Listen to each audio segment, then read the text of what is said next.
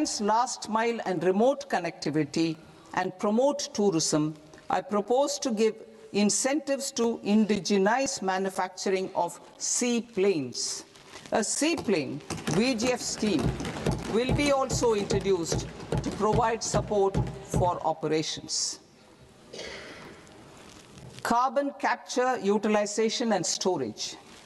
Aligning with the roadmap launched in December 2025, the carbon capture,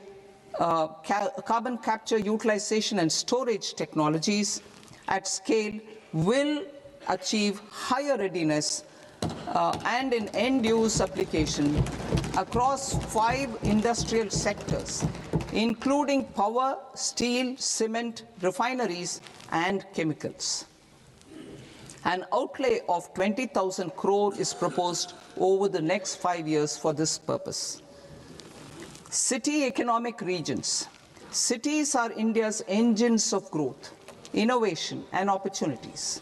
We shall now focus on Tier 2, Tier 3 cities, and even temple towns, which need modern infrastructure and basic amenities.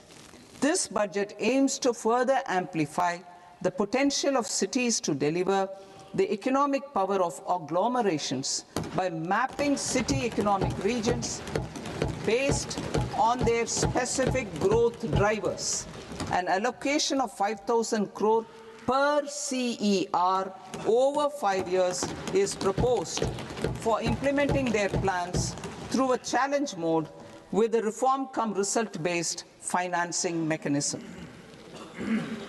In order to promote environmentally sustainable passenger systems, we will develop 7 high-speed rail corridors between cities as growth connectors, namely Mumbai to Pune, Pune to Hyderabad, Hyderabad to Bengaluru, Hyderabad to Chennai, Chennai to Bengaluru, Delhi to Varanasi, Varanasi to Siliguri.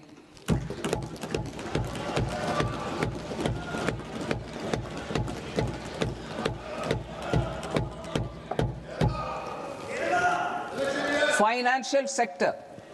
The Indian banking sector today is characterized by strong balance sheet, historic highs in profitability, improved asset quality, and coverage exceeding 98% of villages in the country.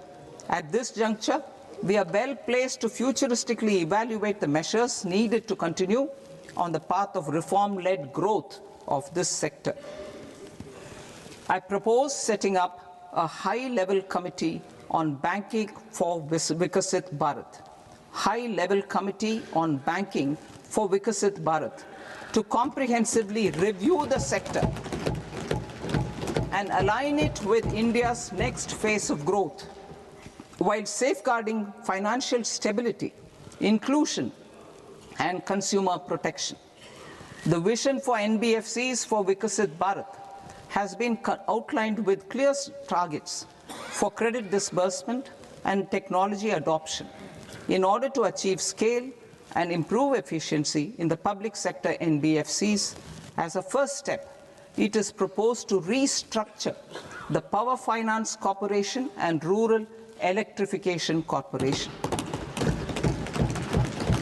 I propose a comprehensive review of the foreign exchange management non-debt instruments rules to create a more contemporary, user-friendly framework for foreign investments consistent with India's evolving economic priorities. Corporate bond market. I propose to introduce a market-making framework with suitable access to funds and derivatives on corporate bond indices. I also propose to introduce total return swaps on corporate bonds. Municipal bonds. To encourage the issuance of municipal bonds of higher value by larger cities, I propose an incentive of 100 crore rupees for a single bond issuance. 100 crore rupees for a single bond issuance of more than 1,000 crore. The current scheme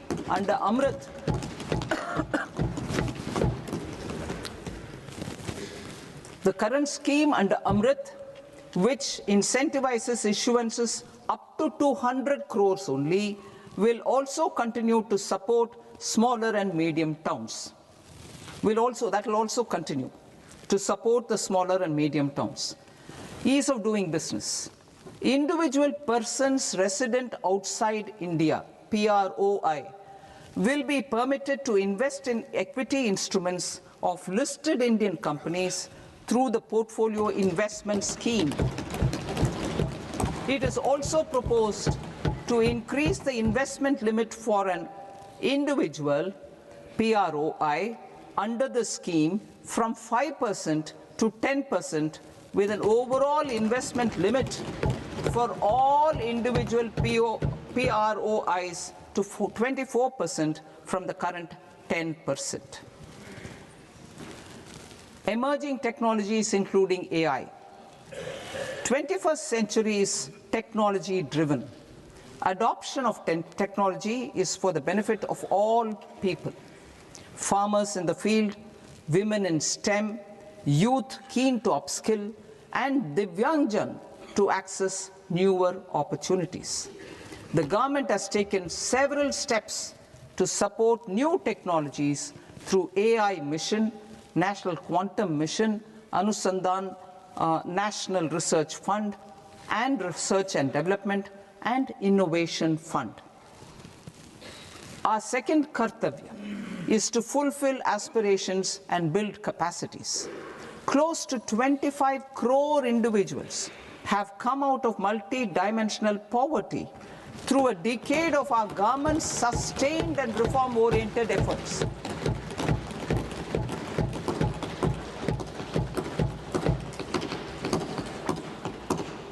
Our government has therefore decided to place a renewed emphasis on the service sector to provide a pathway to fulfilling aspirations of a youthful India with the following measures. I propose to set up a high-powered Education to Employment and Enterprises Standing Committee to recommend measures that focus on services sector as a core driver of Vikasit Bharat.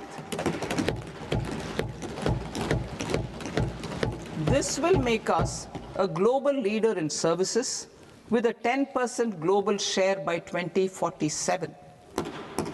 The committee will prioritize areas to optimize the potential for growth, employment, and exports. They will also assess the impact of emerging technologies, including AI, on jobs and skill requirements and propose measures thereof. To create a range of skilled career pathways, a new range of skilled career pathways for our youth, I propose interventions in the following sectors. Health. Existing institutions for allied health professionals will be upgraded and new AHP institutions established in private and government sectors.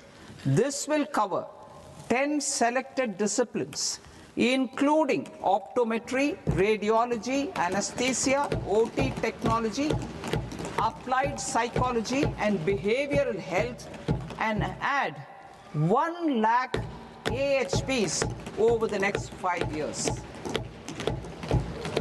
A strong care system covering geriatric and allied care services will be built.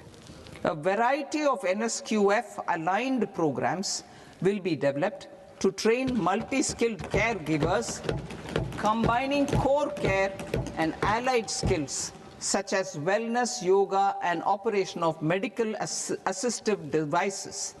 In the coming year, 1.5 lakh caregivers will be trained.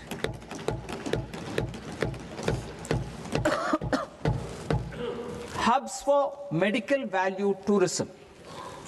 To promote India as a hub for medical tourism services, I propose to launch a scheme to support states in establishing 5 regional medical hubs in partnership with the private sector. These hubs will serve as integrated healthcare complexes that combine medical, educational, and research facilities. They will have Ayush centers, medical value tourism facilitation centers, and infrastructure for diagnostics, post-care, and rehabilitation. These hubs will provide diverse opportunities, job opportunities for health professionals, including doctors and AHPs. Ancient Indian yoga, already respected in several parts of the world, was given a mass global recognition when Honorable Prime Minister took it to the UN. Post-COVID, Ayurveda gained a similar global acceptance and recognition.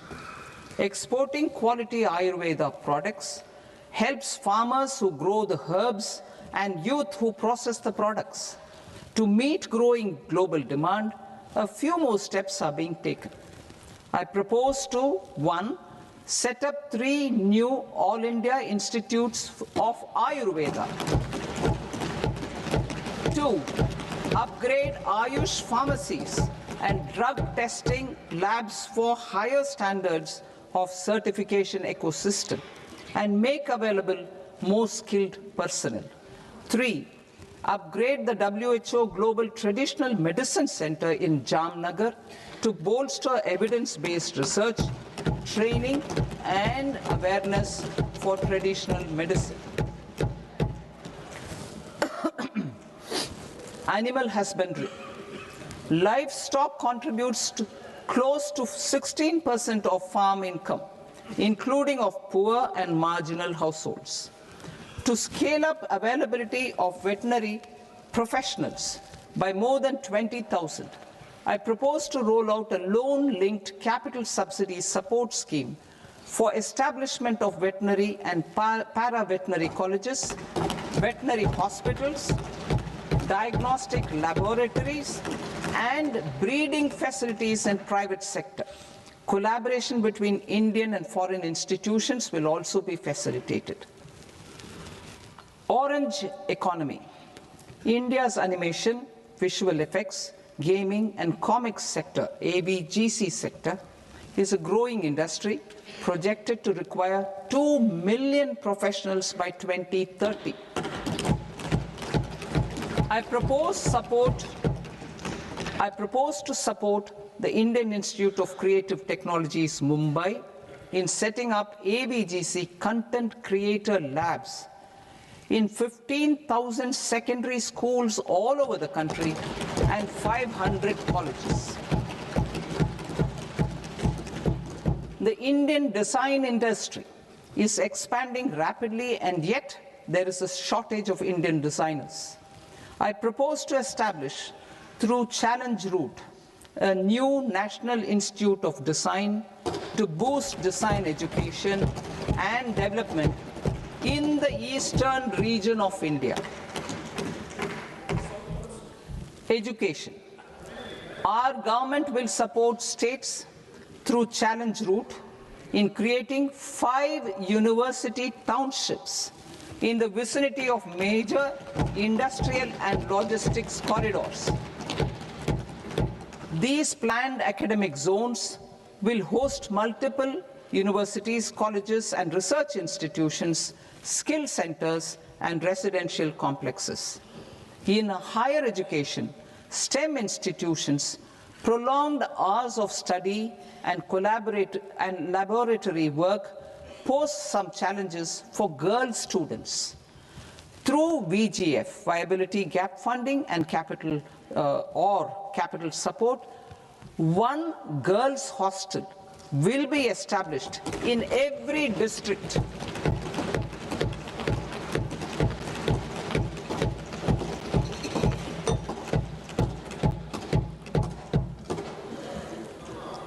To promote astrophysics and astronomy via immersive experiences, 4 telescope infrastructure facilities will be set up or upgraded. The National Large Solar Telescope, the National Large Optical Infrared Telescope, the Himalayan Chandra Telescope, and the Cosmos 2 planetarium. Tourism. The tourism sector has the potential to play a large role in the employment generation, forex earnings, and expanding the local economy. I propose to set up a National Institute of Hospitality by upgrading the existing National Council for Hotel Management and Catering Technology. It will function as a bridge between academia, industry, and government.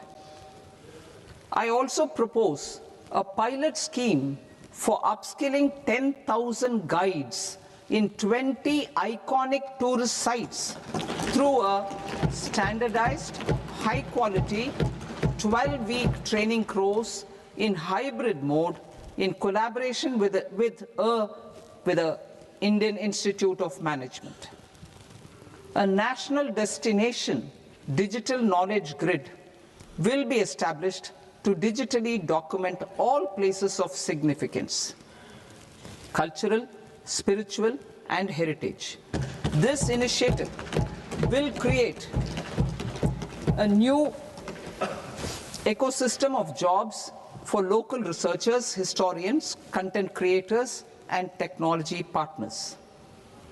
India has the potential and opportunity to offer world-class trekking and hiking experience. We will develop ecologically sustainable mountain trails in Himachal Pradesh, Uttarakhand, and Jammu Kashmir. Also in Araku Valley in the Eastern Ghats and Podigai Malai in the Western Ghats.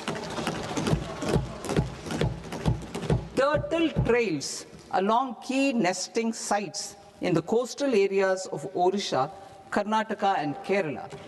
And 3, bird watching trails along the Pulikat Lake in Andhra Pradesh, Tamil Nadu. It's on the border. Under the visionary leadership of Honorable Prime Minister, we established the International Big Cat Alliance in 2024. This year, India is hosting the first ever Global Big Cat Summit, where heads of governments and ministers from 95 range countries will deliberate on collective strategies for conservation. Heritage and culture tourism. I propose to develop 15 archaeological sites, including Lothal, Dolavira, Rakhi Gadi, Adichanallur, Saranath, Hastinapur, and Leh Palace into vibrant experiential cultural destinations. Excavated landscapes will be open to the public through curated walkways. Immersive storytelling skills and technologies will be introduced to help conservation labs, interpretation centers, and guides. The sports sector provides multiple means of employment, skilling, and job opportunities. Taking forward the systematic nurturing of sports talent, which is set in motion through the Khelo India program earlier, I propose to launch a Khelo India mission to transform the sports sector over the next decade. The mission will facilitate an integrated talent development pathway supported by training centers, which are foundational, intermediate, and elite levels. B, systematic development of coaches and support staff. C, integration of sports science and technology.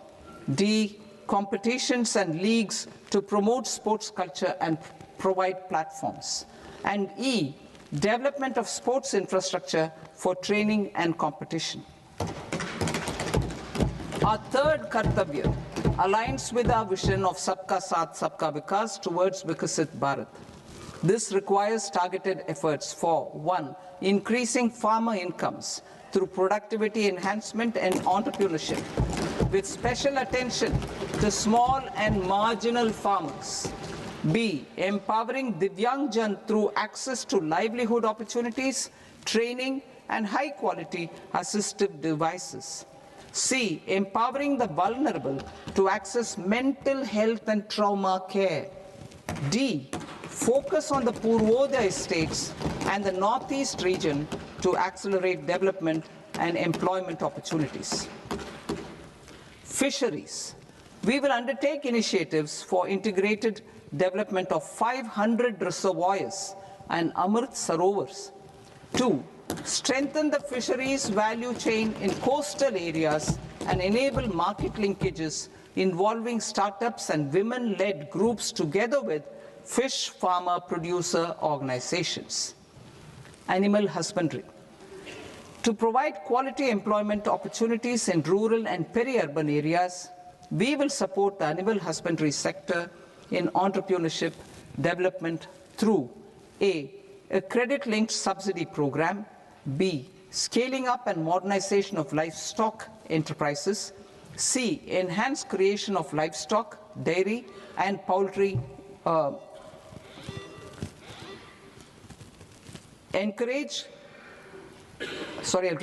enhanced creation of livestock, dairy, and poultry-focused integrated value chains, and D, encourage creation of livestock farmer-producer organizations.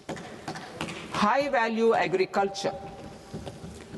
To diversify farm outputs, increase productivity, enhance farmers' incomes, and create new employment opportunities, we will support high-value crops such as coconut, sandalwood, cocoa, cashew in the coastal areas, agar trees in northeast, and nuts such as almonds, walnuts, and pine nuts in our hilly regions. These, all of them, will be supported. India is the world's largest producer of coconuts. About 30 million people, including nearly 10 million farmers, depend on coconuts for their livelihood. To further enhance competitiveness in coconut production, I propose a coconut promotion scheme to increase production and enhance productivity through various interventions, including replacing and non-productive trees with new saplings or plants or varieties in major coconut growing states. A dedicated program is proposed for Indian cashew and cocoa to make India self-reliant in raw cashew and coconut production and processing, enhance export competitiveness, and transform Indian cashew and Indian cocoa into premium global brands by 2030. Sandalwood. Sandalwood is closely linked to India's social and cultural heritage. Our government will partner with state governments to promote focused cultivation and post-harvest processing to restore the glory of the Indian sandalwood ecosystem, to rejuvenate old, low-yielding orchards, and expand high-density cultivation of walnuts, almonds, and pine nuts. We will support a dedicated program to enhance farmer incomes and in bringing value addition by engaging youth. Bharat Vistar, that is virtually integrated system to access agricultural resources. I propose to launch Bharat Vistar, a multilingual AI tool that shall integrate the AgriStack portals and the ICAR package on agricultural practices with AI systems. This will enhance farm productivity, enable better decisions for farmers, and reduce risk by providing customized advisory support. She Marts for rural women-led enterprises. Building on the success of Lakpati Didi program, I propose to help women take the next step from credit-linked livelihoods to being owners of enterprises.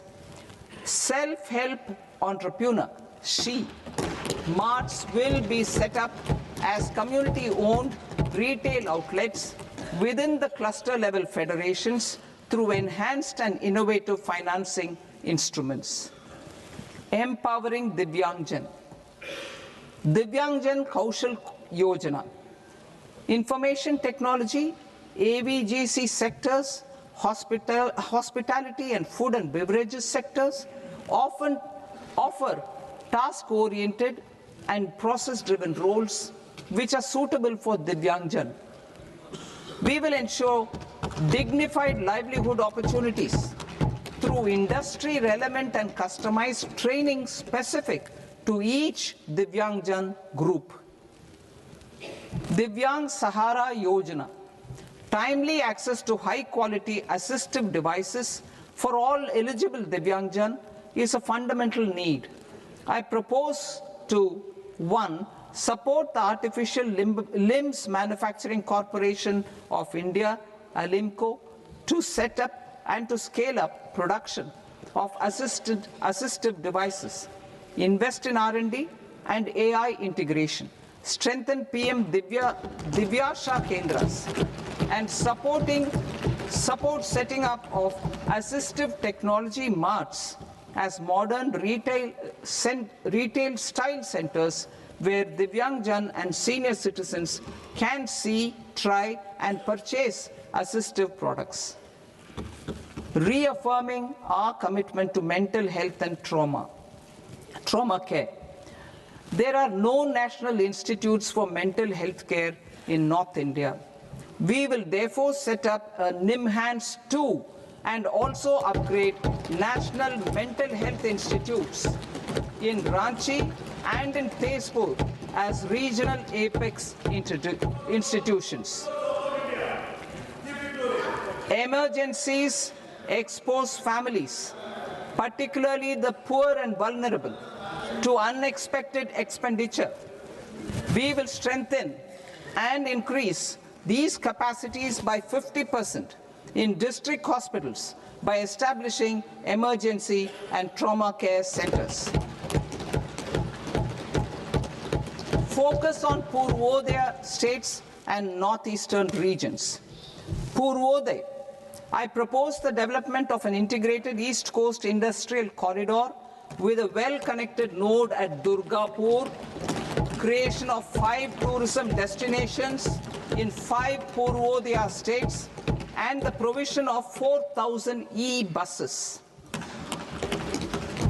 Buddhist sites in northeastern region. The northeastern region is a civilizational confluence of Theravada and Mahayana or Vajrayana traditions. I propose to launch a scheme for development of Buddhist circuits in Arunachal Pradesh, Sikkim, Assam, Manipur, Mizoram, and Tripura. The scheme will cover preservation of temples and monasteries, pilgrimage interpretation centers, connectivity, and pilgrim amenities. 16th Finance Commission. On 17th November 2025, the 16th Finance Commission submitted its report to the President. As mandated under Article 281 of the Constitution, the government is to lay the report along with the explanatory memorandum on the action taken report on the recommendations of the Commission in Parliament, which, Sir, Honourable Speaker, you've allowed me to do at the commencement of this session. The government has accepted the recommendation of the Commission to retain the vertical share of devolution at 41%. As recommended by the Commission, I have provided 1.4 lakh crores of rupees to the states for the year 2026-2027 as Finance Commission grants. These include rural and urban local body and disaster management grants. Fiscal consolidation. Government has been delivering on our fiscal commitments consistently without compromising on social needs. To strive towards accepted standards of fiscal management in Budget 25-26, I had indicated that the central government would target reaching a debt to GDP ratio of 50 plus or minus 1% by 2030-31. In line with this, The debt to GDP ratio is estimated to be 55.6% of GDP in BE 26-27, compared to 56.1% of GDP in RE 25-26. A declining debt to GDP ratio will gradually free up resources for priority sector lending and expenditure by reducing the outgo on interest payments. One of the main operational instruments for debt targeting is the fiscal deficit. I am happy to inform this august House that I fulfilled my commitment made in 2021-2022 to reduce fiscal deficit below 4.5% of GDP by 25-26. In RE 25-26, the fiscal deficit has been estimated at par with BE of 2025-26 at 4.4% of GDP. In line with the new fiscal prudence path of debt consolidation, the fiscal deficit in BE 26-27 is estimated to be 4.3% of the GDP.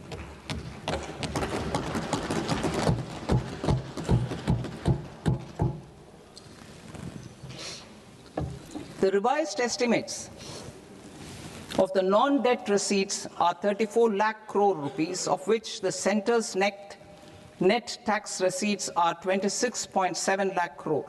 The revised estimate of the total expenditure is 49.6 lakh crore rupees, of which the capital expenditure is about 11 lakh crores. Budget estimates 2026 to 2027. Coming to 26-27, the non-debt receipts and the total expenditure are estimated as 36.5 lakh crore and 53.5 lakh crore respectively. The centre's net tax receipts are estimated at 28.7 lakh crore rupees. To finance the fiscal deficit, the net market borrowings from dated securities are estimated at 11.7 lakh crore rupees. The balance financing is expected to come from small savings and other sources. The gross market borrowings are estimated at 17.2 lakh crore rupees. I'll now move to Part B. Part B, direct taxes.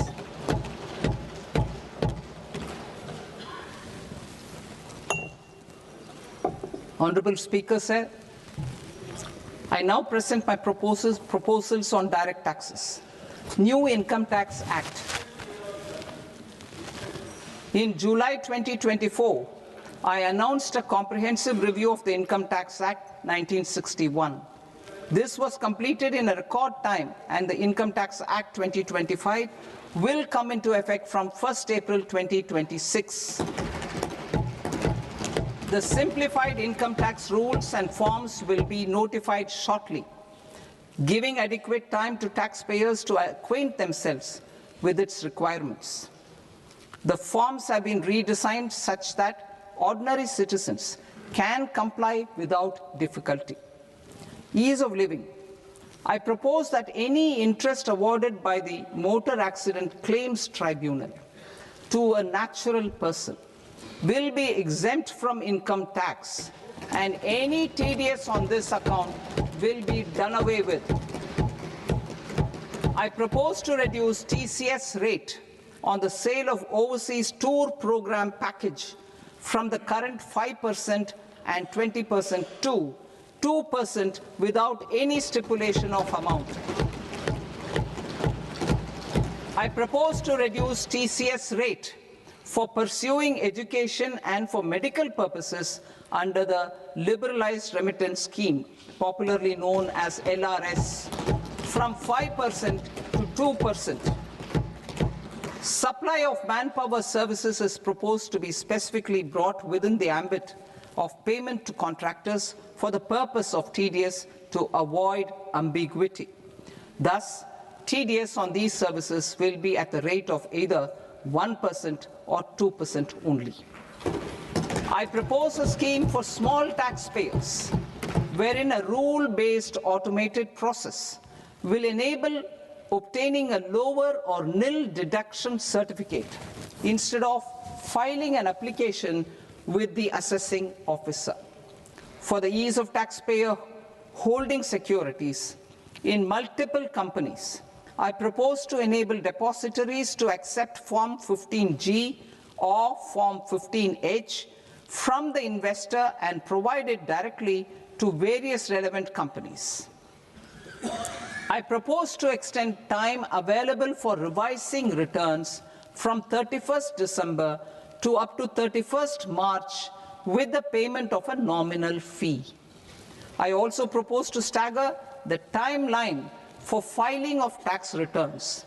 Individuals with ITR 1 and ITR 2 returns will continue to file till 31st July, and non-audit business cases or trusts are proposed to be allowed time till 31st August. TDS on sale of immovable property by a non-resident is proposed to be deducted and deposited through resident buyers and his or her PAN-based challan instead of requiring a TAN, which is a temporary accounting number. To address practical issues of small taxpayers like students, young professionals, tech employees, relocated NRIs, and such others, I propose to introduce a one-time 6-month foreign asset disclosure scheme for these taxpayers to disclose income or assets below a certain size. This scheme would be applicable for two categories of taxpayers, namely, A, who did not disclose their overseas income or assets, and B, who disclosed their overseas income and or paid due tax but could not declare the asset acquired. For category A, the limit of undisclosed income or asset is proposed to be up to 1 crore rupees. They need to pay 30% of fair market value of asset or 30% of undisclosed income as tax and 30% as additional income tax in lieu of penalty, and would thereby get immunity from prosecution. For category B, asset value is proposed to be up to 5 crore rupees. Here, immunity from both penalty and prosecution will be available with a payment of fee of 1 lakh rupees. Rationalizing penalty and prosecution. Multiplicity of proceedings are hindrance to the ease of doing business. I propose to integrate assessment and penalty proceedings by way of a common order for both. There will be no interest liability on the taxpayer on the penalty amount for the period of appeal before the first appellate authority, irrespective of the outcome of appeal process. Further, quantum of prepayment is being reduced from 20% to 10% and will continue to be calculated only on core tax demand. As an additional measure for reducing litigation, I propose to allow taxpayers to update their returns even after reassessment proceedings have been initiated, and an additional 10% tax rate over and above the rate applicable for the relevant year. The assessing officer will then use only this updated return in his proceedings. There is already a framework for immunity from penalty and prosecution in the cases of underreporting. I propose to apply this framework for immunity to misreporting too. However, in such a case, the taxpayer will need to pay 100% of the tax amount as an additional income tax over and above the tax and interest due. Penalties for certain technical defaults, such as failure to get accounts audited, non-furnishing of transfer pricing audit report, and default in furnishing statement for financial transactions, are proposed to be converted into fee.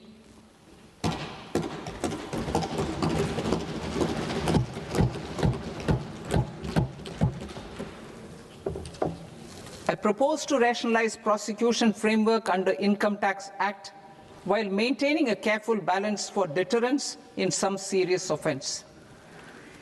Non-production of books of account and documents and requirement of TDS payment where payment is made in kind are being decriminalized. Further, minor offences will attract fine only. The remaining prosecutions will be graded commensurate with the quantum of offence. They will entail only simple imprisonment with maximum imprisonment reduced to 2 years and power to courts to convert even those into fines. There is no penalty. There is no penalty presently for non-disclosure of non-immovable foreign assets with aggregate value less than 20 lakh rupees. I propose to also provide them with immunity from prosecution with retrospective effect from 1/10/2024.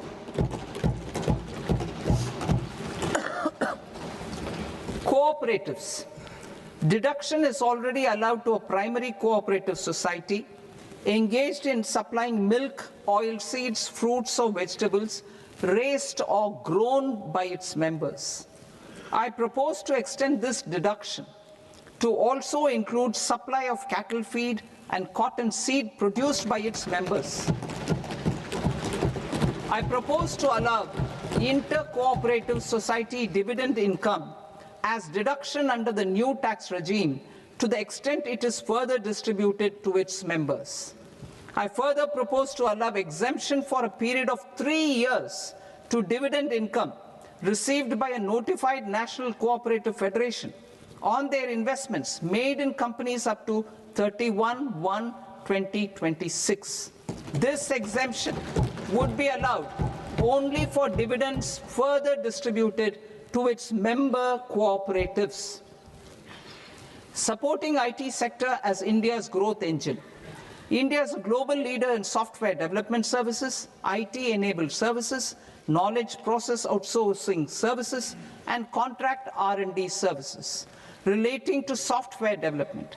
These businesses and their segments are quite interconnected with each other. All these services are proposed to be clubbed under a single category of information technology services with a common safe harbor margin of 15.5% applicable to all. The threshold for availing safe harbor for IT services is being enhanced substantially from 300 crore rupees to 2,000 crore rupees. Safe harbor for IT services shall be approved by an automated rule-driven process without any need for tax officer to examine and accept the application. Once applied by an IT services company, the same safe harbor can be continued for a period of 5 years at a stretch at its choice. For IT services companies who want to conclude advanced pricing agreement, APA, I propose to fast-track unilateral APA process for IT services and endeavor to conclude it within a period of 2 years. The period of 2 years can be extended by a further period of 6 months on taxpayers' request. I propose to extend the facility of modified returns available to the entity entering APA to its associated entities also. Attracting global business and investment. Recognizing the need to enable critical infrastructure and boost investment in data centers, I propose to provide tax holiday till 2047 to any foreign company that provides cloud services to customers globally by using data center services from India. It will, however, need to provide services to Indian customers through an Indian reseller entity. I also propose to provide a safe harbor of 15% on cost in case the company providing data center services from India is a related entity. To harness the efficiency of just-in-time logistics For electronic manufacturing, I propose to provide safe harbor to non-residents for component warehousing in a bonded warehouse at a profit margin of 2% of the invoice value. The resultant tax of about 0.7% will be much lower than in competing jurisdictions.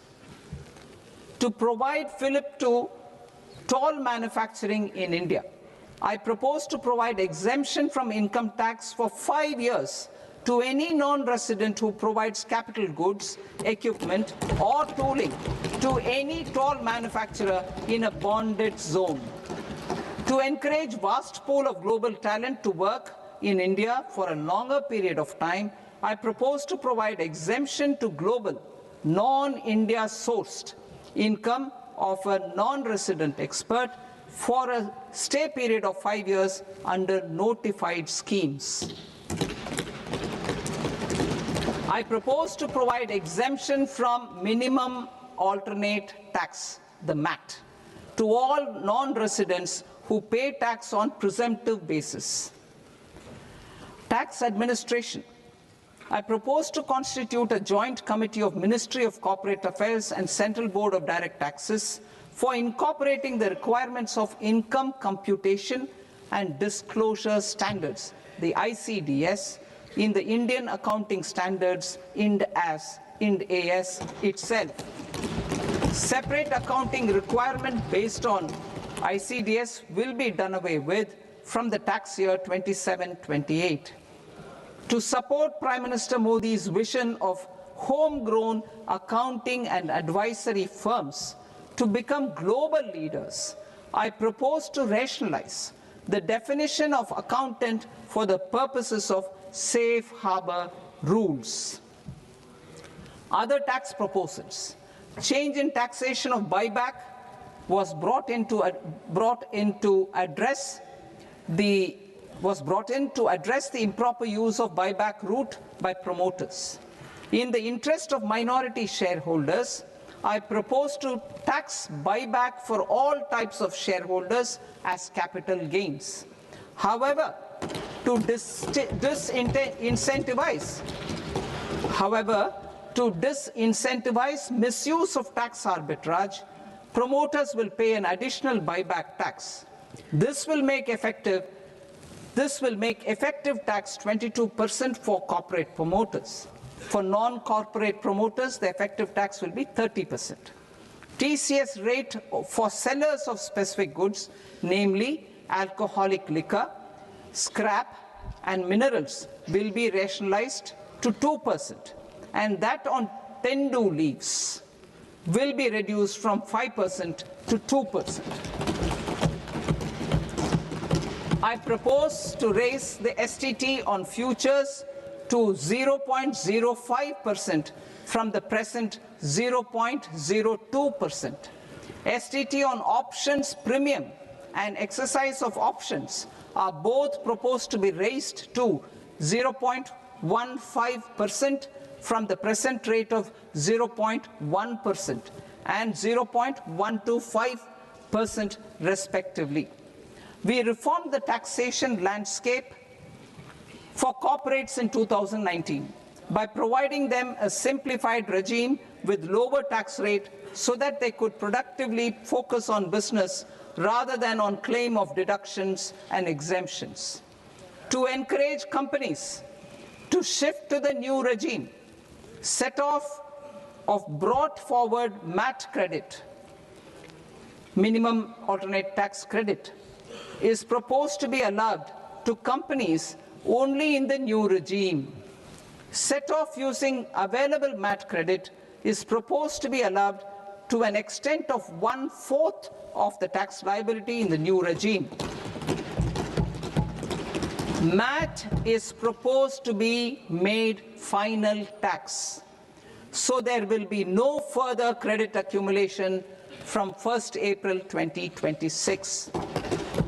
In line with this change, the rate of final tax is being reduced to 14% from the current MAT rate of 15%. The brought forward MAT credit of taxpayers accumulated till 30th March 2026 will continue to be available to them for set-off as above. Indirect taxes. I shall now take up proposals related to indirect taxes. My proposals for customs and central excise aim to further simplify the tariff structure, support domestic manufacturing, promote export competitiveness, and correct inversion in duty. To continue weeding out long-continuing customs duty exemptions, I propose to remove certain exemptions on items which are being manufactured in India or where the imports are negligible. Similarly, to further simplify the process of ascertaining the rate of duty applicable on a particular item, I propose to incorporate certain effective rates in various customs notifications to the tariff schedule itself. I shall now take up sector-specific proposals. Promotion of exports of marine, leather, and textile products. I propose to increase the limit for duty-free imports of specified inputs used for processing seafoods for export from the current 1% to 3% of FOB value of the previous year's export turnover. I also propose to allow duty-free imports of specified inputs, which is currently available for exports of leather or synthetic footwear, to exports of shoe uppers as well.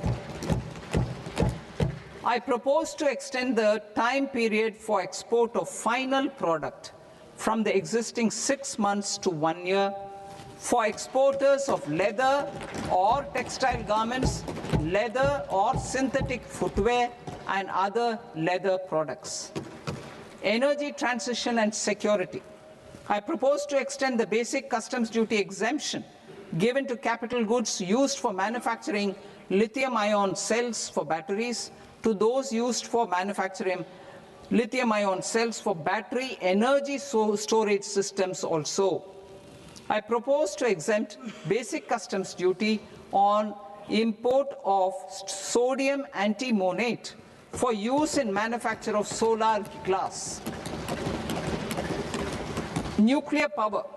I propose to extend the existing basic customs duty exemption on imports of goods required for nuclear power projects till the year 2035 and expand it for all nuclear plants irrespective of their capacity.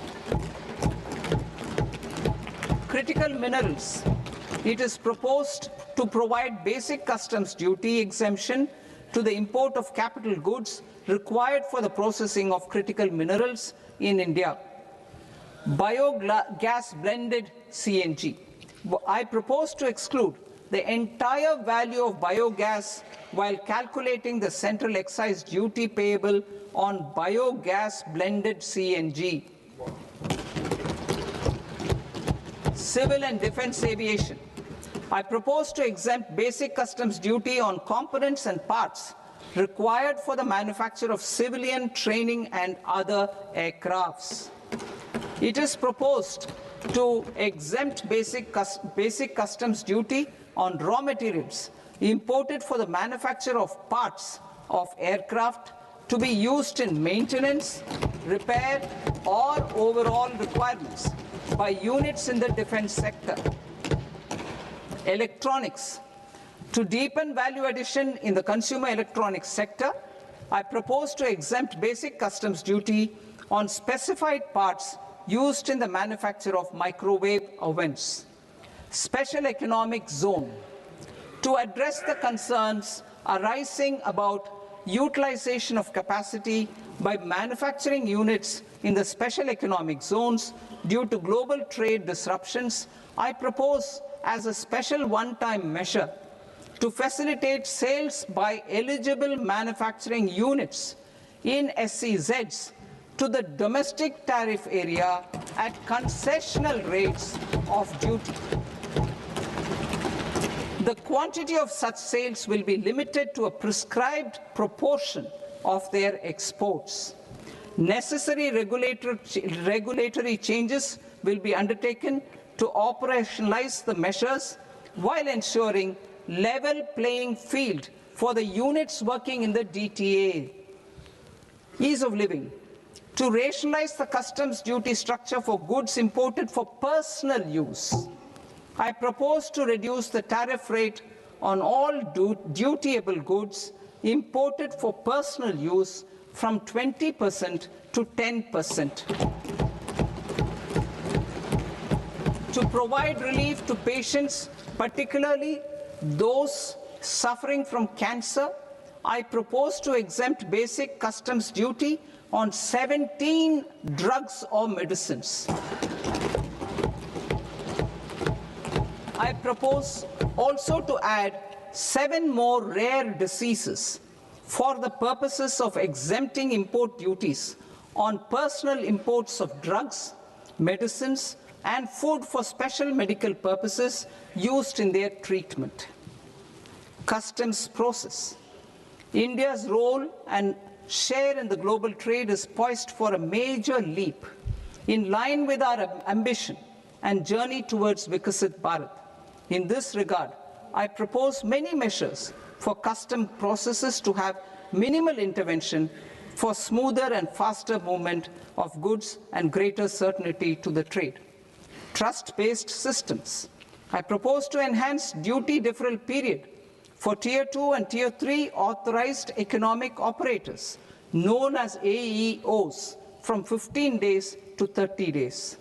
I propose to provide eligible manufacturer importers the same duty deferral facility.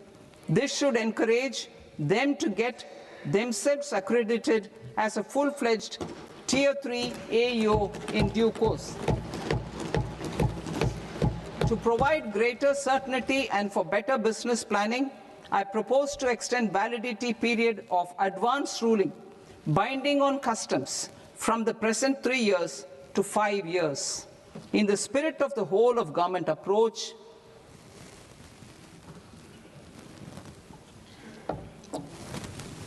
government agencies will be encouraged to leverage AEO accreditation for preferential treatment in clearing their cargo. Regular importers with trusted long-standing supply chains will be recognized in the risk system so that the need for verification of their cargo every time can be minimized. Export cargo using electronic sealing.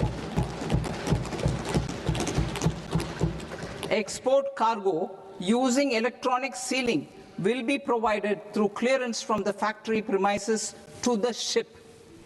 For import of goods not needing any compliance, filing of bill of entry by a trusted importer and arrival of goods will automatically notify customs for completing their clearance formalities. This will enable goods to be released immediately on arrival. The customs warehouse framework will be transformed into a warehouse operator-centric system with a self-declarations, electronic tracking, and risk-based audit. These reforms will move away from the current system of officer-dependent approvals and reduce transaction delays and compliance costs. Ease of doing business. Approvals required for cargo clearance from various government agencies will be seamlessly processed through a single and interconnected digital window by the end of the financial year. Processes involved in clearance of food, drugs, plant, and animal and wildlife products, accounting for about 70% of interdicted cargo, will be operationalized on this system by April 2026 itself. For goods not having any compliance requirement, clearance will be done by customs immediately after online registration is completed by the importer, subject to the payment of duty. Customs integrated system will be rolled out in 2 years as a single integrated and scalable platform for all customs processes. Utilization of non-intrusive scanning with advanced imaging and AI technology for risk assessment will be expanded in a phased manner with the objective to scan every container across all the major ports. New export opportunities to support Indian fishermen to fully harness the economic value of marine resources beyond our territorial waters. The following measures will be taken. A. Fish catch by an Indian fishing vessel in exclusive economic zone or on the high seas will be made free of duty. Landing of such fish on foreign port will be treated as export of goods. Safeguards will be put in place to prevent misuse during fish catch, transit, or transshipment. To support aspirations of India's small businesses, artisans, and startups to access global markets through e-commerce, I am pleased to announce complete removal of the current value cap of 10 lakh rupees per consignment on courier exports. In addition, handling of rejected and returned consignments will be improved with effective use of technology for identifying such consignments. I propose to revise provisions governing baggage clearance during international travel to address genuine concerns of passengers. The revised rules will enhance duty-free allowances in line with the present-day travel realities and provide clarity in temporary carriage of goods brought in or taken out. There are honest taxpayers who are willing to settle disputes by paying all their dues, but they get deterred due to negative connotation associated with penalty. They will now be able to close cases by paying an additional amount in lieu of penalty. Honorable Speaker, sir, with this, I commend the budget to this august House. Jai Hind.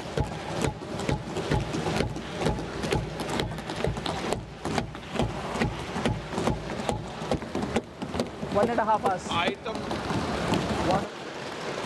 Item number 3, माननीय वित्त मंत्री जी.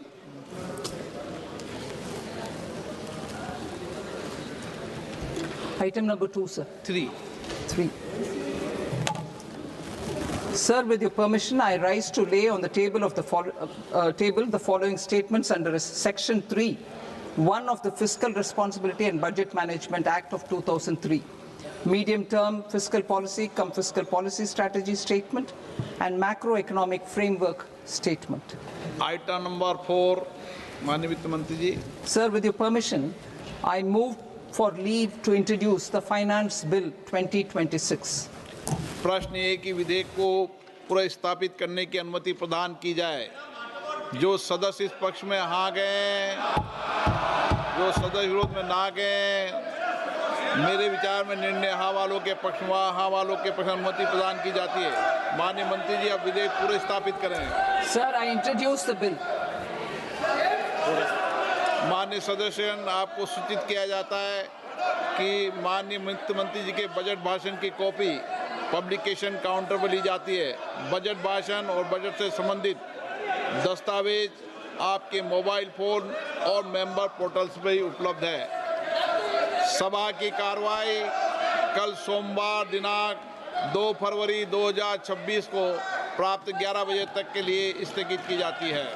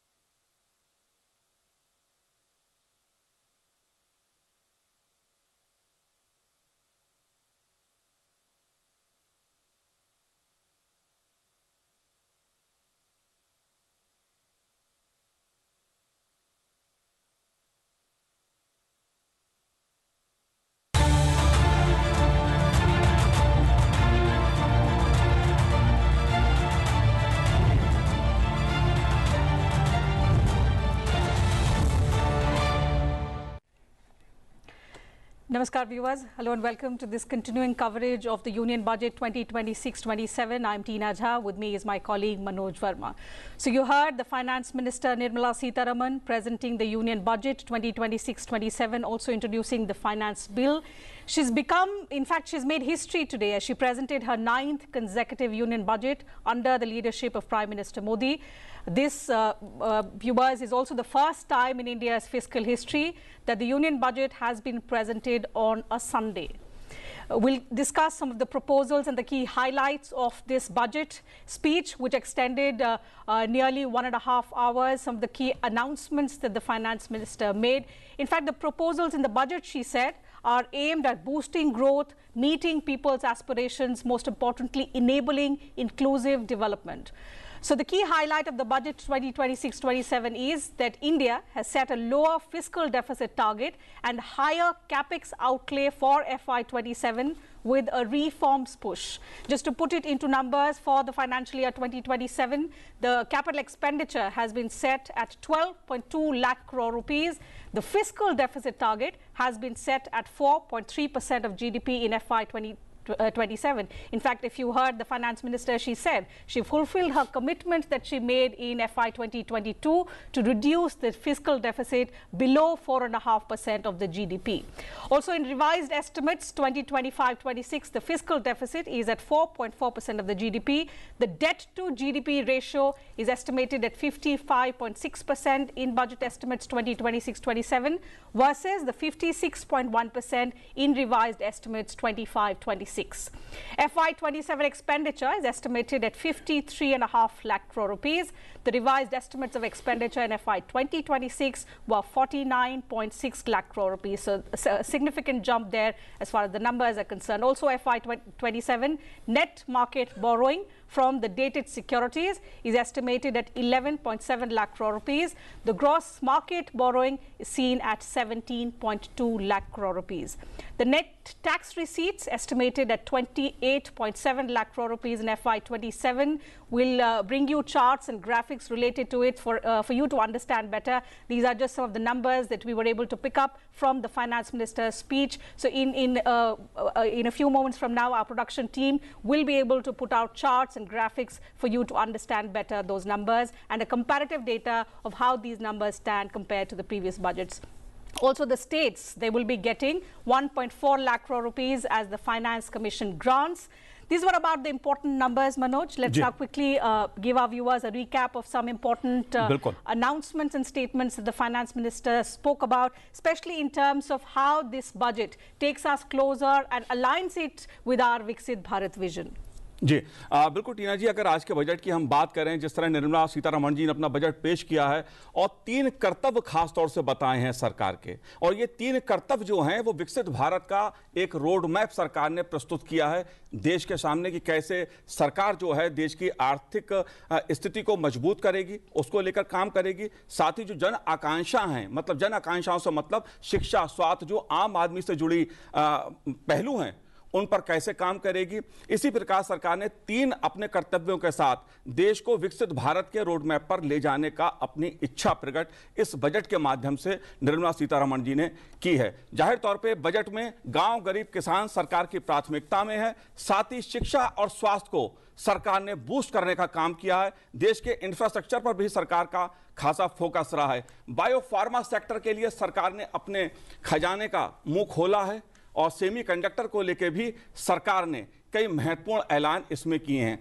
हम जो points हैं budget के, उन पे चर्चा करेंगे अपने खास मेहमानों के साथ टीना, और दर्शकों को बताने की कोशिश करेंगे कि इस बजट का संदेश क्या है, मायने क्या हैं। Certainly, as Manoj rightly said, the contour, the overview of the budget is that the Finance Minister, under the leadership of the Prime Minister, has proposed interventions in 6 areas. And the budget revolves around these 6 areas, which includes scaling up manufacturing is in 7 strategic and frontier sectors. The FM spoke about rejuvenating legacy industrial sectors, creating champion MSMEs, again, key driver of our growth. So special attention has been given to that sector as as well, also delivering a powerful push for infrastructure. So in addition to expanding some of the already existing schemes, there are several key announcements, new announcements that the finance minister has also made in this regard, ensuring long-term security and stability. And another key dimension that you will find in the budget is developing city economic regions. So we'll discuss with experts who are joining us in the studio. We'll also have industry leaders join us virtually to talk about what they think about the budget and, most importantly, how it aligns with our Viksit Bharat roadmap. Joining us are two guests in the studios. Let's begin the program by introducing them to you. Delighted to welcome Dr. Aman Agarwal, Director, Indian Institute of Finance, and Dr. Sabyasachi Saha, Associate Professor, RIS. Thank you, gentlemen, for joining us on the program. To begin with you, Professor Agarwal, how would you sum up the budget? Let's begin the program with that. No, I think the budget has laid down the path for a $5 trillion economy, and the Viksit Bharat program of the government of India in terms of introducing not only growth but also the growth which can be felt by the common man. I think almost all segments of the society have been touched upon. The capex has been kept almost consistent to bring in growth and the stability in the economy, and the fiscal prudence which this government has introduced for almost over a decade now is reaping fruits, as the Honorable Finance Minister also pointed out that her commitment has met grounds of keeping it below 4.5% and targeting further down going forward. I think the GDP numbers in the last 2 quarters have shown clearly that the 7.4% projected in the economic survey might even get surpassed if we are able to get a similar kind of a jump as we've seen in quarter 2, quarter 3 this year. In fact, crossing 7.5 if possible, because all the factors which are there are so positive, giving a positive rebounding effect. And in fact, the budget has laid down a pathway which industry across the globe and within the country looks upon for introducing investments in the country in different segments. And in my opinion, none of the segments, whether it is social sector, rural development, or agriculture, healthcare, education, you talk of a sector, it has been looked upon. Even from a macroeconomic perspective, she has contributed and given not only roads and railways, but even city infrastructure, meeting the AI needs and structures which are there, the latest to be there. She's also talked about employment and how different sectors will induce employment through her schemes which she's proposed in the budget. I think the budget is a way forward beyond, as we say, India is more like an elephant. It is like an elephant which has been added the wings of a jet to go forward at a very fast speed, like the BrahMos is making a mark globally for India. Similarly, this budget will make a mark for this country. Absolutely. Before we proceed, Manoj, two more guests have joined us virtually. Professor Ashok Vishandas, he's Professor Applied Economics, IIPA, and ex-chairman CACP, Ministry of Agriculture and Farmers Welfare. And Mr. Riaz Tingna, he's a partner tax, Grant Thornton Bharat. Thank you, gentlemen, for joining us on the program as well. We'll get reactions from you in just a bit. Let me first get in Professor Saha. He's been waiting for long. Professor, your first reaction to the budget, because riding the expectations, there were huge expectations of this budget. So how do you look at it? Is it a growth budget, a reform budget, or a mix of both? Yeah, thank you for having me on the show. Once again, this has been a very remarkable budget in terms of the sectors that it has covered. It is an all-round budget. And it must be seen in continuity to the previous budgets, particularly the post-COVID budgets, when we were focusing not only on growth but also to ensure the supply chain resilience for the economy. And this year, in continuation to the push that was given to Atmanirbharta and Make in India, we see critical enablers being activated for the industrial sector, particularly the 7 sectors that the finance minister has particularly mentioned in her budget speech. We have also seen in the economic survey, which has categorically mentioned about the dynamism both in the industrial sector as well as the services sector in terms of its export potential as well as the importance for the economy. Overall, Finance Minister has touched upon key enablers for energizing both industrial and the services sector, because those are also the areas where the value addition would come from, along with employment. But at the same time, we must remember that in the last few years, there has been huge push to revitalize the rural development sector, the agriculture sector and others. And this year we see no difference from that, and the continuity for a holistic rural development alongside very healthy economic growth of the urban centers, facilitating the roadmap for the MSMEs and other sectors would be key takeaways for me from this budget. जी बिल्कुल शाह जी, और अगर बात उसकी की जाए, कृषि क्षेत्र की बात की जाए, जाहिर तौर पे सरकार का जो फोकस रहा है वो खेती किसानी पर रहा है, और एआई के जरिए कैसे देश का उत्पादन बढ़ाया जाए, कैसे किसान को और खेती को टेक्नोलॉजी के जरिए